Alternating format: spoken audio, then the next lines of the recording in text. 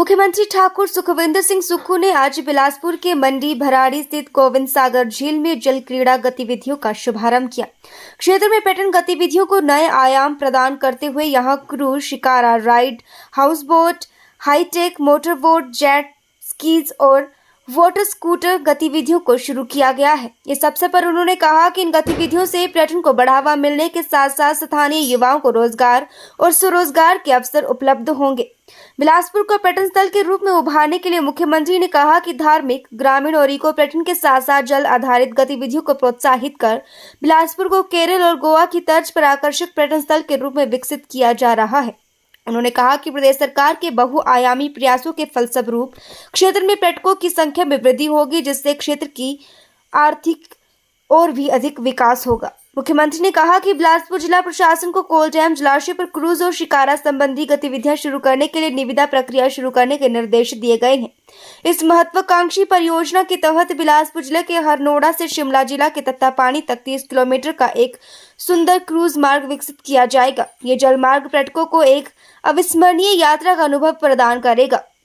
पत्रकारों से अनौपचारिक बातचीत करते हुए मुख्यमंत्री ने कहा कि प्रदेश सरकार पर्यटन गतिविधियों को बढ़ावा देने के लिए निरंतर प्रयासरत है। इन प्रयासों के फलस्वरूप वर्तमान सरकार के 2 साल का कार्यकाल पूर्ण होने से पहले ही बिलासपुर में क्रूज और अन्य जल क्रीड़ा संबंधी नवीन गतिविधियां शुरू कर दी गई। अब तीसरा बजट जारी करने के लिए हम नीतिगत परिवर्तन कर रहे हैं। व्यवस्था परिवर्तन के दौर से हिमाचल प्रदेश घूम रहा है। बजट में भी व्यवस्था परिवर्तन कर रहे हैं। प्री बजट मीटिंग स्टार्ट हो चुकी है। किसको कितनी जरूरत है वो चीज उसके हिसाब से उसको मिलनी चाहिए। गांव में बैठा हुआ अंतिम व्यक्ति के हाथ में पैसा कैसे पहुंचे, मनरेगा में लगी हुई हमारी महिला मजदूर के हाथ में पैसा कैसे पहुंचे, जिसके ने पशुधन रखा है उसके हाथ में पैसा कैसे पहुंचे। सभी वर्गों के समाज के सरकारी कर्मचारियों को किन चीजों की सुविधा हमने देनी है, युवाओं को रोजगार के अवसर कैसे पैदा करने हैं, ये सब नीतिगत फैसले हम अपने बजट के माध्यम से करते हैं। मेरा मानना है कि आने वाले समय में जिस दृष्टि से हमारा योजनाओं को अब धरातल पर दिखना शुरू हुआ है, कभी सोच सकते थे बिलासपुर में कि क्रूज भी आएगा? कोई ये सोचती किश्तियां लेकर जाते थे, मछली पकड़ा करते थे, कहने मछली पकड़ी के से बिलासपुर से इकट्ठी हुई। तो बिलासपुर में कभी मछली पकड़ने के अलावा सोचा कि आज जेट स्की है, मैंने खुद जेट स्की का आनंद लिया। शिकारा यहाँ आ जाएगा धीरे धीरे, और ये सब प्राइवेट सेक्टर में ला रहे। प्राइवेट सेक्टर हमको पैसा देगा।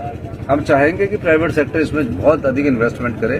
हिमाचल के प्राकृतिक सौंदर्य को देकर, हिमाचल की झीलों को देकर हम लोग इस पर इन्वेस्ट करें। 34 से हमें 40 बना दिए 2 महीने पहले, तो उम्मीदें अच्छी थी, तो हम जनता तय करती है। सर, अभी आपने एक डोडरा कुआर में जाके आए, गांव में जाके एक सरकार का आपने इस तरीके से गांव में जाकर गांव के वातावरण में रह के, गांव में एक परिवार के घर में रहकर मैंने रात बिताई। क्यों बिताई?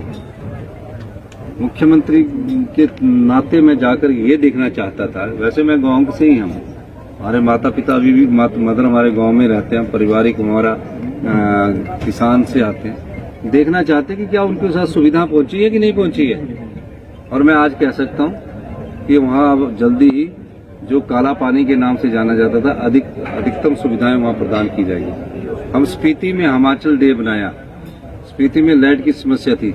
हम 2 मेगावाट का सोलर पावर प्रोजेक्ट जो अभी पूरा होने जा रहा है इस 9 अक्टूबर में, वो हम लगाने जा रहे हैं, ताकि जो बिजली की जो कमी है वो उसको पूरा किया जा सके।